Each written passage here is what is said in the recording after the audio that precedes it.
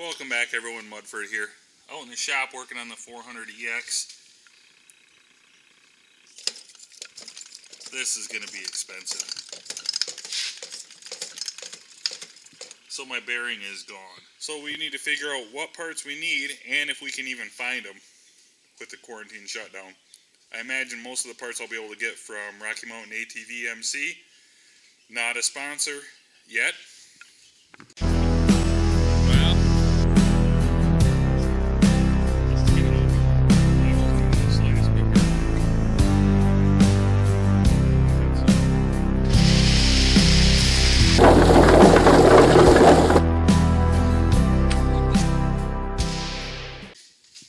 Okay, you're probably going to hear some noise in the garage right now. I have 10 chickens for meat birds and I think 5 layers. So you're going to hear them chirping in the background. I'm sorry, but it's too cold for them to be outside.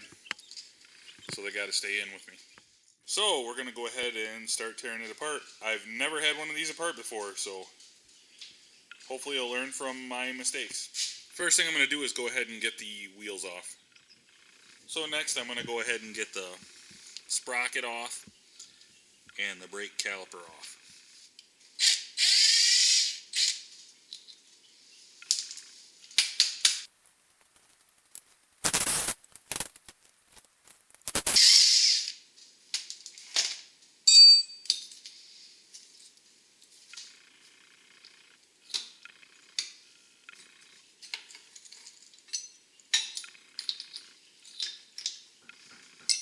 Okay, you're supposed to have some big spanner wrench or special tool to take this apart, which I don't have. So you're supposed to hold it with one, and so I got this one loose. Now I got to get this one, it's left-handed threads. I've got to get it backed off so that this piece will slide in so I can take the keeper out, which is under it. So I just had this steel here. I think I found it from a junkyard. And I was going to use it for trailer tie downs and hooking on my trailer, and I never did. So it's just laying in my scrap pile. So I was able to, I had to modify it a little bit, drilled it out. But now I can hold the axle with this while I put a pipe wrench on this. I did spray some penetrating oil on the threads there. It's not moving easy, that's for sure. There, it's moving a little better now.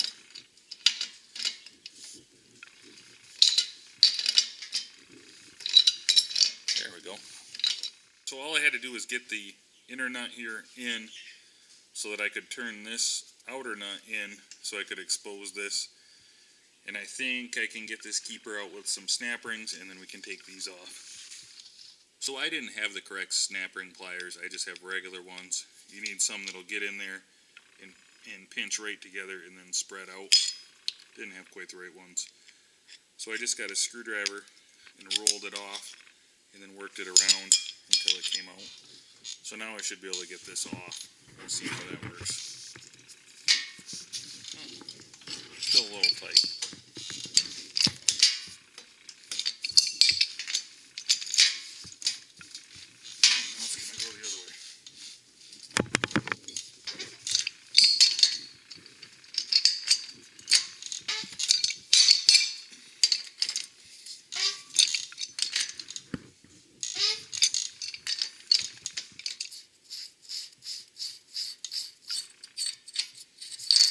That comes right off then, and then that slides off the splines. And we'll see what's next. Go back to the croil. Move it up pretty good.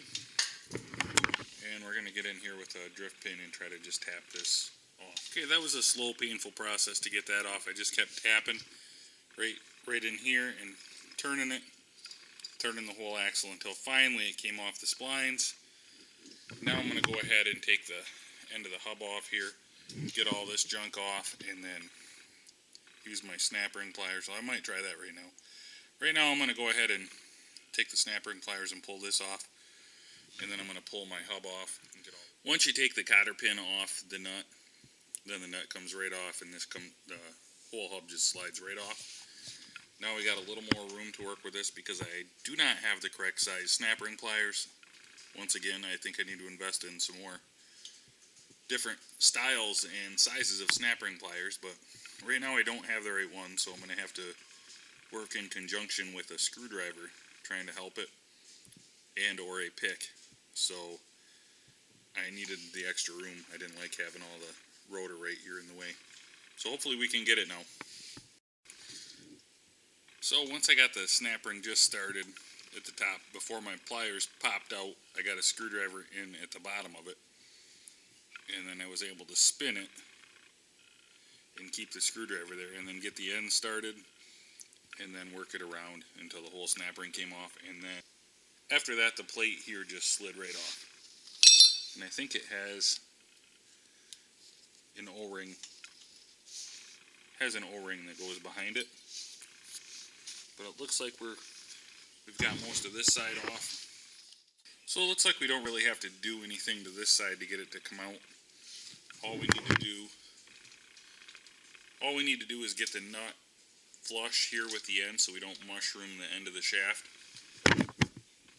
And we're going to go ahead and hit it with a rubber mallet and see if we can get it to pop out.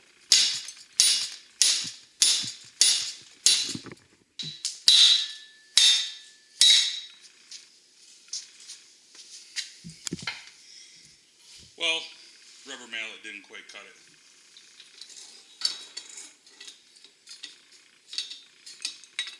Okay, it looks like I'm going to be buying bearings. This looks pretty well hammered. I don't know how well you can see it. That's the side with the bad bearing. So an axle, bearings, and the housing here. Well, that's probably not going to be real cheap. So I'm pretty excited. My parts came in. The two main parts for this was the hub. It already has the bearings in there and seals. It has the spacer in there. Axle. And I did get the tools. I went ahead and bought the proper ones just for torquing it down. And a new set of brake pads. So I think I'm ready to go with this. What I did while I was waiting for the parts was just clean out the housing. I'm just going to put a little bit of grease in there just to keep it from corroding and to help keep the moisture out. You can see there's holes in the bottom. I think that's right where the skid plate bolts. I don't have the skid plate on anymore because I switched to the XC link and it doesn't fit. So I'm going to modify the skid plate while I got it up in the air also. So the first thing we're going to do is put some grease in here. So it doesn't have any grease in it. The bearings are sealed bearings, so they're not going to get any grease. It's just going to put some grease inside of here.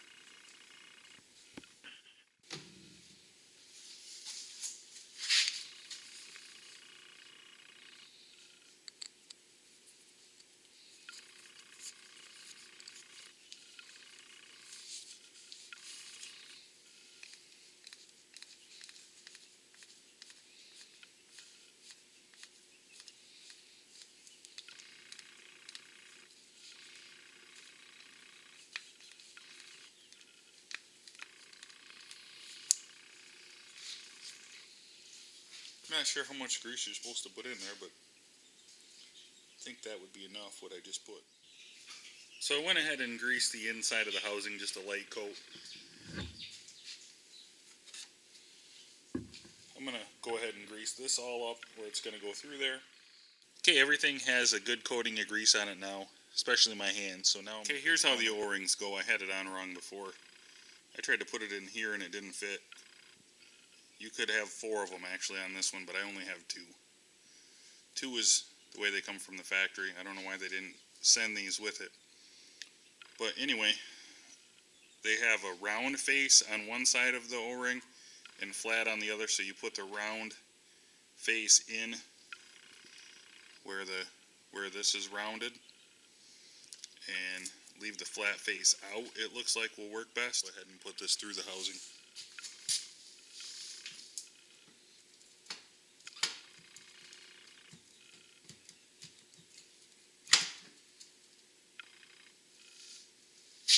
I do have an inner one here, and I put another one around there. I don't know how this is going to seal anything up.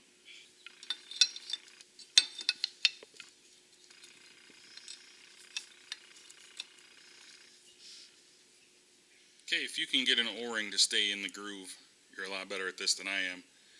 I don't know if it was the groove was too shallow because it was aftermarket or what the deal was. Every time I tried feeding it through, the O-ring would just roll and come off.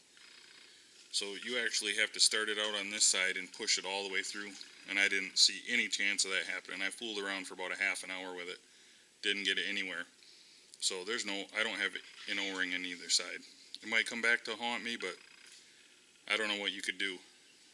If you've got an idea, leave it in the comments. But every time I tried, I would start pushing it in. I had the housing pried open to make it as big as possible, and I would try to slowly slide it in, and the O-ring would get caught and roll out of the groove. So I don't know. So the only O-ring I have is the one that's inside of this piece. Now I just have to put the snap ring on this. This is the bracket for the brake caliper. Got the snap ring popped on. Now we're going to go ahead and bring the axle shaft in.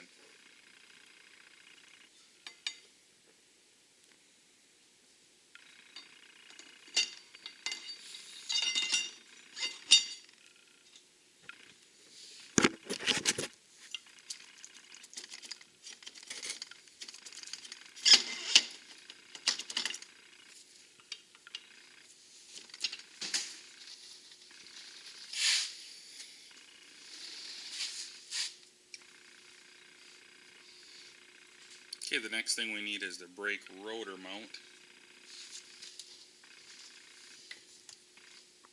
Got that right here. The rotor was new last year, got a little scratched up. I don't think the grooving is that deep on it. It's still thick. I'm just going to go ahead and reuse it.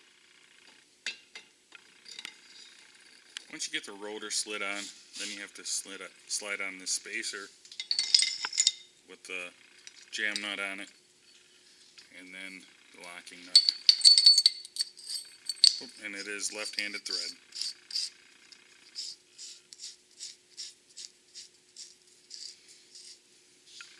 Remember, you're going to have to turn this until you can see the groove for the snap ring right there, and then put that in, and then tighten this back out against the snap ring, and that's what's going to give you your preload on your bearings and make sure nothing happens. So I do have the tools, so I'm going to go ahead and this tightened up to the right torque to give the right preload on my new bearings.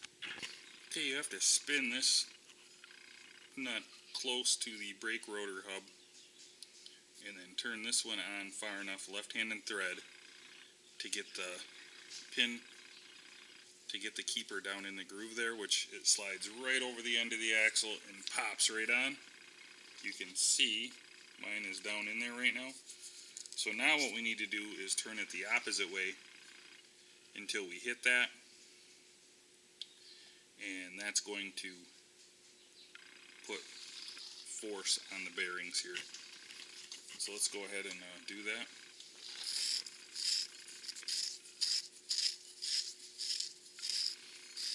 Okay, you can see it's starting to go over top of the keeper. That's just what we want.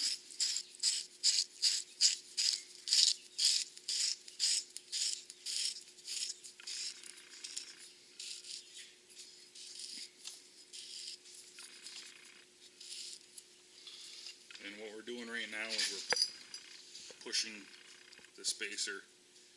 We're pushing everything that way, which is putting some preload on the bearing.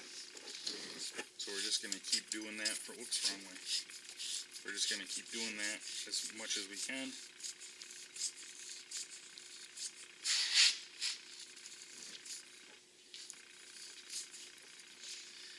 And then we're going to have to switch to the tool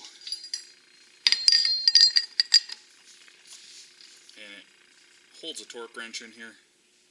I'll look it up and see what the spec is, and we'll get it. We're tightening right here.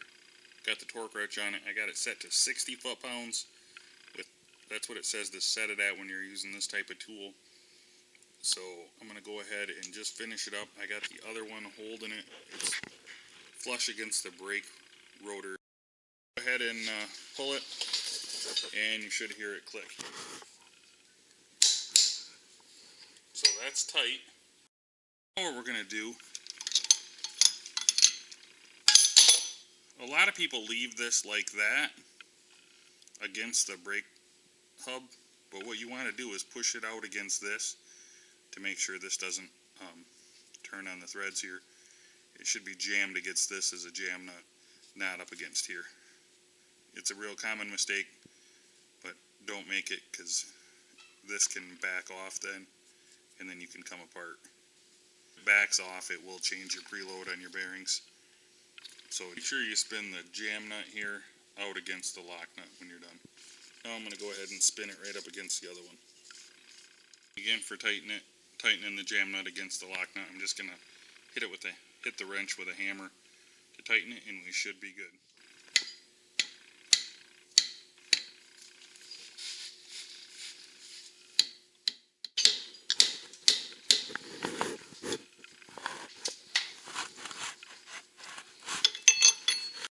Okay, now I just got to slap my brakes on, my sprocket on, and my wheel hubs on. I'm going to get to that real quick.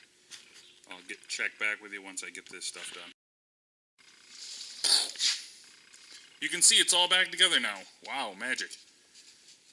I even put the axle skid plate on. I did have to notch it because I'm running the XC link. I don't know if you can see down there. Link sticks down further than the stock one, so I had to notch that out. But I like this because it protects the rear sprocket and the chain, and it also protects the brake rotor a little bit. Apparently I didn't have this set up quite right. You can see it's loose. I think I needed this tighter against there, because on my ride today it worked loose. So I'm going to go ahead and re-torque that and get some preload back on the bearings. Other than that, it works great. I bought a tusked rotor from Rocky Mountain ATV last year, and I just bought new brake pads because the ones on this were worn out. I backed the caliper as far back as it would go and put the new pads in, and it was a real tight fit. I could feel the brakes were dragging.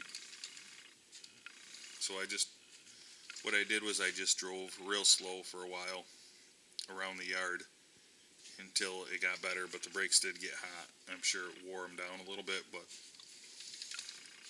everything seems to be fine now. But I just wish they would have fit. I just wish they would have fit better when I put them in at first. It's like either the pads were too thick or the rotor was too thick. I don't know. But you'd expect something better than that. So I'm just going to go ahead and retorque this. And I think we're ready to race then.